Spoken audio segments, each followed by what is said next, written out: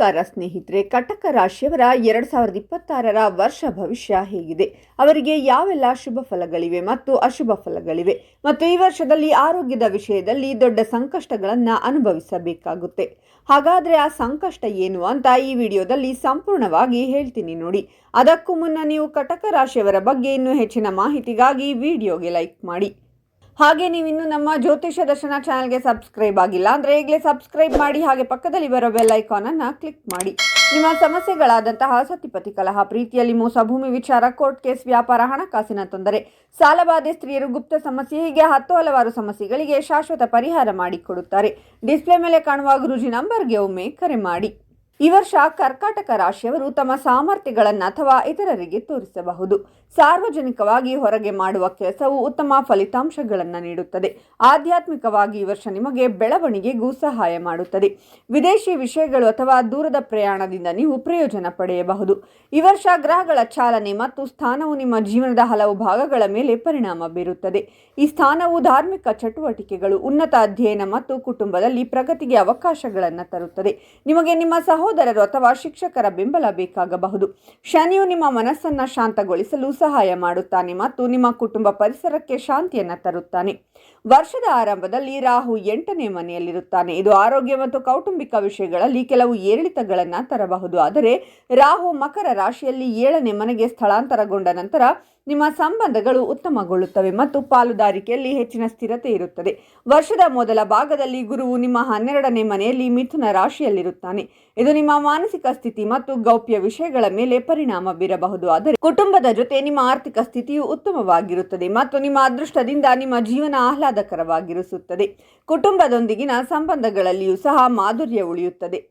ಈ ಸಮಯದಲ್ಲಿ ನಿಮ್ಮ ಮಾತುಗಳು ಮತ್ತು ನಡವಳಿಕೆಯು ಇತರ ಕುಟುಂಬ ಸದಸ್ಯರಲ್ಲಿ ತಪ್ಪು ತಿಳುವಳಿಕೆಯನ್ನು ಉಂಟು ಮಾಡಬಾರದು ಎಂಬುದನ್ನು ನೆನಪಿಡಿ.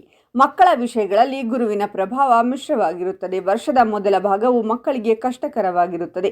ಶಿಕ್ಷಣಕ್ಕಾಗಿ ವಿದೇಶಿ ಯೋಗವನ್ನು ಸೃಷ್ಟಿಸಬಹುದು. ಇದಲ್ಲದೆ ಸಂಶೋಧನೆಯಲ್ಲಿ ಉತ್ತಮ ಫಲಿತಾಂಶಗಳನ್ನು ಪಡೆಯಬಹುದು. ಮಕ್ಕಳ ಶಿಕ್ಷಣ ಮತ್ತು ಅವರ ಆರೋಗ್ಯದ ಬಗ್ಗೆ ಕಾಳಜಿ ಇರಬಹುದು. ವರ್ಷದ ಮಧ್ಯದಿಂದ ಗುರುವಿನ ರಾಶಿಚಕ್ರ ಚಿಹ್ನೆಯ ಬದಲಾವಣೆಯು ಪರಿಸ್ಥಿತಿಯನ್ನು ಸುಧಾರಿಸುತ್ತದೆ. ಮಕ್ಕಳಿಂದ ಸಂತೋಷವನ್ನು ಪಡೆಯುವ ಸಮಯವೂ ಆಗಿರುತ್ತದೆ. ನೀವು ಶಿಕ್ಷಣದಲ್ಲಿ ಯಶಸ್ಸನ್ನು ಸಾಧಿಸುವಿರಿ ಮತ್ತು ನಿಮ್ಮ ಗುರಿಯತ್ತ ಸಾಗುವಿರಿ. ಈ ವರ್ಷ ಕರ್ಕಾಟಕ ರಾಶಿಯವರಿಗೆ ಪ್ರಯಾಣ ಮತ್ತು ವರ್ಗಾವಣೆಗೆ ಸಂಬಂಧಿಸಿದಂತೆ ಕೆಲವು ಪ್ರಮುಖ ಘಟನೆಗಳು ಸಂಭವಿಸಬಹುದು. ವರ್ಷದ ಮೊದಲ ಅರ್ಧದಲ್ಲಿ ನಿಮಗೆ ವಿದೇಶ ಪ್ರಯಾಣದ ಅವಕಾಶಗಳು ಸಿಗಬಹುದು. ಈ ಪ್ರವಾಸವು ನಿಮ್ಮ ವೃತ್ತಿ ಅಥವಾ ವೈಯಕ್ತಿಕ ಜೀವನಕ್ಕೆ ಮುಖ್ಯವಾಗಬಹುದು. ಈ ಸಮಯದಲ್ಲಿ ವಿದೇಶ ಪ್ರವಾಸವನ್ನು ಕೈಗೊಳ್ಳಬಹುದು ಮತ್ತು ಈ ಪ್ರವಾಸವು ನಿಮಗೆ ಹೊಸ ಅನುಭವಗಳು ಮತ್ತು ಅವಕಾಶಗಳನ್ನು ತರುತ್ತದೆ. ಈ ವರ್ಷ ನೀವು ಗಮನಿಸಬೇಕಾದ ವಿಷಯವೇನೆಂದರೆ, ನೀವು ನಿಮ್ಮ ಮಾನಸಿಕ ಶಾಂತಿಯನ್ನು ಕಾಪಾಡಿಕೊಳ್ಳುತ್ತೀರಾ ಮತ್ತು ಯಾವುದೇ ಒತ್ತಡವನ್ನು ತಪ್ಪಿಸುತ್ತೀರಾ.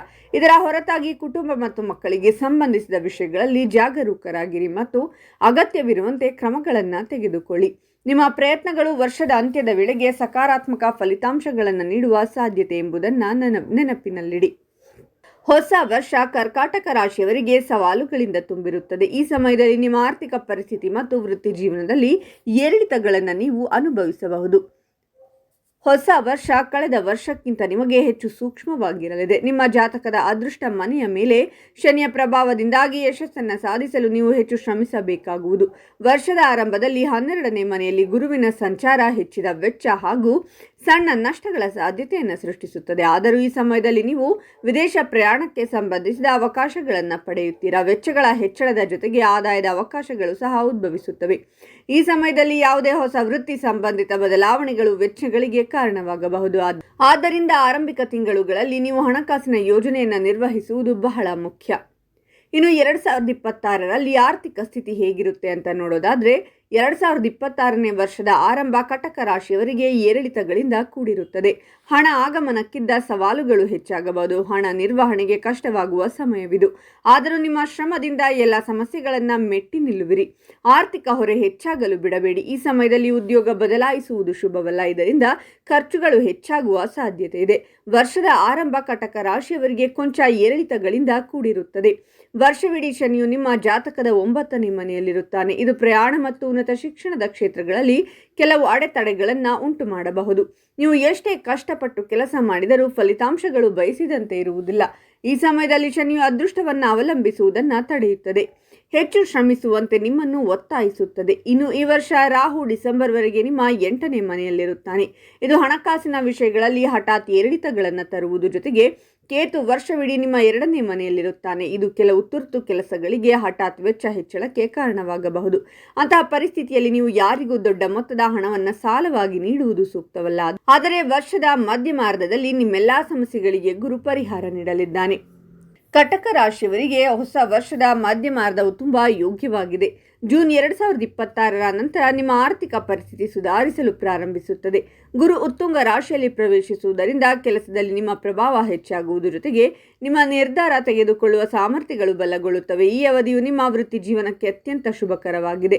ಈ ಸಮಯದಲ್ಲಿ ದೀರ್ಘಾವಧಿಯ ಪ್ರಯತ್ನಗಳು ಫಲ ನೀಡುತ್ತವೆ. ನೀವು ಲಾಭಕ್ಕಾಗಿ ಹೊಸ ಅವಕಾಶಗಳನ್ನು ಕಂಡುಕೊಳ್ಳುವಿರಿ. ಈ ಸಮಯದಲ್ಲಿ ಉದ್ಯೋಗದಲ್ಲಿರುವವರಿಗೆ ಬಡ್ತಿ ಅಥವಾ ಸಂಬಳ ಹೆಚ್ಚಳವಾಗುವ ಸಾಧ್ಯತೆ ಇದೆ. ಉದ್ಯಮಿಗಳು ಹೊಸ ಯೋಜನೆಗಳಿಂದ ಲಾಭ ಪಡೆಯಬಹುದು. ಉದ್ಯೋಗ ಬದಲಾಯಿಸಲು ಯೋಚಿಸುತ್ತಿರುವವರಿಗೆ ಬಯಸಿದ ಹುದ್ದೆ ಸಿಗಲಿದೆ. ಸರ್ಕಾರಿ ಕೆಲಸಕ್ಕಾಗಿ ಪ್ರಯತ್ನ ಮಾಡುವವರಿಗೆ ಹಲವಾರು ಮಾರ್ಗಗಳು ತೆರೆದುಕೊಳ್ಳುತ್ತವೆ. ಇನ್ನು ಪ್ರೇಮ ಮತ್ತು ವೈವಾಹಿಕ ಜೀವನದ ಬಗ್ಗೆ ನೋಡುವುದಾದರೆ ಕಟಕ ರಾಶಿಯವರಿಗೆ ಈ ವರ್ಷ ಹೊಸ ಬದಲಾವಣೆಗಳನ್ನು ತರಲಿದೆ. ಕುಟುಂಬದಲ್ಲಿ ಶಾಂತಿ, ನೆಮ್ಮದಿ, ಸಂತೋಷ ನೆಲೆಸಲಿದೆ. ಈ ರಾಶಿಯ ದಂಪತಿಗಳು ಹೊಸ ಮನೆ, ವಾಹನ, ಚಿನ್ನಾಭರಣ, ದುಬಾರಿ ವಸ್ತುಗಳನ್ನು ಖರೀದಿ ಮಾಡುವ ಅವಕಾಶ ಪಡೆಯುತ್ತಾರೆ. ಈ ವರ್ಷ ನಿಮ್ಮ ವೈವಾಹಿಕ ಜೀವನದಲ್ಲಿ ಪ್ರೀತಿ, ನಂಬಿಕೆ ಮತ್ತು ವಿಶ್ವಾಸ ಹೆಚ್ಚಾಗುತ್ತದೆ. ಇದು ನಿಮ್ಮ ಸಂಬಂಧಗಳನ್ನು ಬಲಪಡಿಸಿ ಆಳಗೊಳಿಸುವುದು. ವರ್ಷದ ಆರಂಭದ ತಿಂಗಳುಗಳಲ್ಲಿ ಕೆಲವು ಭಿನ್ನಾಭಿಪ್ರಾಯಗಳು ಸಹ ಕಂಡುಬರುತ್ತವೆ, ಆದರೆ ಅವು ಹೆಚ್ಚು ಪರಿಣಾಮಕಾರಿಯಾಗಿರುವುದಿಲ್ಲ. ನೀವು ಪರಸ್ಪರರ ಭಾವನೆಗಳನ್ನು ಅರ್ಥ ಮಾಡಿಕೊಂಡು ತಪ್ಪು ತಿಳುವಳಿಕೆಗಳನ್ನು ಒಟ್ಟಿಗೆ ಪರಿಹರಿಸಿದರೆ ಅಲ್ಪಾವಧಿಯ ಅಂತರವು ನಿಮ್ಮ ಸಂಬಂಧದಲ್ಲಿ ಉದ್ಭವಿಸುವುದಿಲ್ಲ. ಒಟ್ಟಿಗೆ ಸಮಯ ಕಳೆಯುವುದು ನಿಮ್ಮ ಬಾಂಧವ್ಯವನ್ನು ಬಲಪಡಿಸುತ್ತದೆ. ಸ್ವಲ್ಪ ಸಮಯದವರೆಗೆ ನಿಮ್ಮ ಸಂಗಾತಿಯು ನಿಮ್ಮ ಭಾವನೆಗಳನ್ನು ಅರ್ಥ ಮಾಡಿಕೊಳ್ಳದಿರಬಹುದು. ಅಂತಹ ಪರಿಸ್ಥಿತಿಯಲ್ಲಿ ನೀವು ನಿಮ್ಮ ಭಾವನೆಗಳನ್ನು ಅರ್ಥೈಸಿ ನಿಮ್ಮ ಭಾವನೆಗಳನ್ನು ವ್ಯಕ್ತಪಡಿಸುವುದು ಮತ್ತು ನಿಮ್ಮ ಪ್ರೀತಿಯನ್ನು ಹಂಚಿಕೊಳ್ಳುವುದು ಸಂಬಂಧವನ್ನು ಸಿಹಿಯಾಗಿಡುತ್ತದೆ. ವರ್ಷದ ದ್ವಿತೀಯಾರ್ಧದಲ್ಲಿ ಕರ್ಕಾಟಕ ರಾಶಿಯವರಿಗೆ ತುಂಬಾ ಒಳ್ಳೆಯದು. ನಿಮ್ಮ ಪ್ರೇಮ ಸಂಬಂಧ ಸಿಹಿಯಾಗುತ್ತದೆ. ನಿಮ್ಮ ಸಂಗಾತಿಯ ಮೇಲಿನ ನಿಮ್ಮ ಪ್ರೀತಿ ಗಾಢವಾಗುತ್ತದೆ. ಜೂನ್ನಲ್ಲಿ ಗುರು ಸಂಚಾರದ ನಂತರ ನಿಮ್ಮ ಸಂಬಂಧ ಇನ್ನಷ್ಟು ಬಲಗೊಳ್ಳುತ್ತದೆ. ನಿಮ್ಮ ವೈವಾಹಿಕ ಜೀವನ ಸಂತೋಷವಾಗಿರುವುದು. ಈ ಅವಧಿಯಲ್ಲಿ ನಿಮ್ಮ ಸಂಬಂಧ ತುಂಬಾ ವಿಶೇಷವಾಗುತ್ತದೆ. ಕುಟುಂಬ ಜೀವನ ಸಂತೋಷ ಮತ್ತು ಪ್ರೀತಿಯಿಂದ ತುಂಬಿರುತ್ತದೆ. ನೀವು ನಿಮ್ಮ ಸಂಗಾತಿಯೊಂದಿಗೆ ಪ್ರವಾಸವನ್ನು ಸಹ ಯೋಜಿಸಬಹುದು. ಇದು ನಿಮ್ಮಿಬ್ಬರಿಗೂ ಒಟ್ಟಿಗೆ ಗುಣಮಟ್ಟದ ಸಮಯವನ್ನು ಕಳೆಯಲು ಅವಕಾಶವನ್ನು ನೀಡುತ್ತದೆ ಮತ್ತು ನಿಮ್ಮ ಪ್ರೀತಿ ಬೆಳೆಯುವುದು. ಹೀಗೆ ವರ್ಷದ ಮಧ್ಯಭಾಗ ನಿಮ್ಮ ಸಂಬಂಧಕ್ಕೆ ಹೊಸತನ ಮತ್ತು ಶಕ್ತಿಯನ್ನು ತರುತ್ತದೆ. ನೀವು ಒಟ್ಟಿಗೆ ಉತ್ತಮ ಜೀವನವನ್ನು ನಡೆಸಬಹುದು. ಇನ್ನು ಈ ವರ್ಷ ಆರೋಗ್ಯದ ವಿಷಯದ ಬಗ್ಗೆ ಮಾತನಾಡುವುದಾದರೆ ಈ ವರ್ಷ ಕರ್ಕಾಟಕ ರಾಶಿಯವರು ಕೆಲವು ಆರೋಗ್ಯ ಸವಾಲುಗಳನ್ನು ಎದುರಿಸಬಹುದು, ಆದರೆ ನೀವು ಅವುಗಳನ್ನು ನಿಭಾಯಿಸುವಷ್ಟು ಬಲಶಾಲಿಯಾಗುತ್ತೀರಾ. ಮಾನಸಿಕವಾಗಿ ನೀವು ಹೊಸ ಅನುಭವಗಳ ಮೂಲಕ ಹೋಗುತ್ತೀರಾ. ಅದು ನಿಮ್ಮನ್ನು ಒಳಗಿನಿಂದ ಬಲಪಡಿಸುತ್ತದೆ. ನೀವು ನಿಮ್ಮ ಆರೋಗ್ಯದ ಬಗ್ಗೆ ಎಚ್ಚರವಾಗಿರಬೇಕು ಮತ್ತು ನಿಮ್ಮ ಫಿಟ್ನೆಸ್ ಅನ್ನು ಕಾಪಾಡಿಕೊಳ್ಳಬೇಕು. ನೀವು ಸಕ್ರಿಯರಾಗಿದ್ದರೆ ಮತ್ತು ನಿಮ್ಮ ಯೋಗಕ್ಷೇಮದ ಮೇಲೆ ಗಮನ ಹರಿಸಿದರೆ ಕೆಲವು ಸಕಾರಾತ್ಮಕ ಬದಲಾವಣೆಗಳು ನಿಮ್ಮ ಒಟ್ಟಾರೆ ಜೀವನ ಶೈಲಿಯನ್ನು ಸುಧಾರಿಸಲು ಸಹಾಯ ಮಾಡುತ್ತದೆ. ವರ್ಷದ ಮೊದಲ ಅರ್ಧವು ಆರೋಗ್ಯದ ದೃಷ್ಟಿಯಿಂದ ಏರಿಳಿತಗಳಿಂದ ಕೂಡಿರಬಹುದು. ನೋಡಿದ್ರಲ್ಲ ಸ್ನೇಹಿತರೆ, 2026ರಲ್ಲಿ ಕಟಕ ರಾಶಿಯವರ ಭವಿಷ್ಯ ಹೇಗಿದೆ ಅಂತ. ಈ ವರ್ಷ ಕಟಕ ರಾಶಿಯವರಿಗೆ ನಿಜಕ್ಕೂ ಅದೃಷ್ಟದ ವರ್ಷ ಅಂತಾನೆ ಹೇಳಬಹುದು. ಅವೆಲ್ಲವನ್ನು ನೀವು ಸರಿಯಾಗಿ ಉಪಯೋಗಿಸಿಕೊಂಡರೆ ನೀವು ಯಶಸ್ಸಿನ ಉತ್ತುಂಗದಲ್ಲಿ ಇರಬಹುದು. ಈ ವಿಡಿಯೋವನ್ನು ಎಲ್ಲರಿಗೂ ಶೇರ್ ಮಾಡಿ. ಅವರು ಕೂಡ ಕಷ್ಟಗಳಿಂದ ಹೊರಬರುವಂತಾಗಲಿ. ನಿಮಗೂ ಒಳಿತಾಗುತ್ತದೆ. ಈ ಮಾಹಿತಿಯ ಬಗ್ಗೆ ನಿಮ್ಮ ಅನಿಸಿಕೆಗಳನ್ನು ತಪ್ಪದೆ ಕಾಮೆಂಟ್ನಲ್ಲಿ ತಿಳಿಸಿ. ಕಟಕ ರಾಶಿಯವರ ಪ್ರತಿ ತಿಂಗಳ ಭವಿಷ್ಯಕ್ಕಾಗಿ ನಮ್ಮ ಚಾನಲನ್ನು ಸಬ್ಸ್ಕ್ರೈಬ್ ಮಾಡಿ.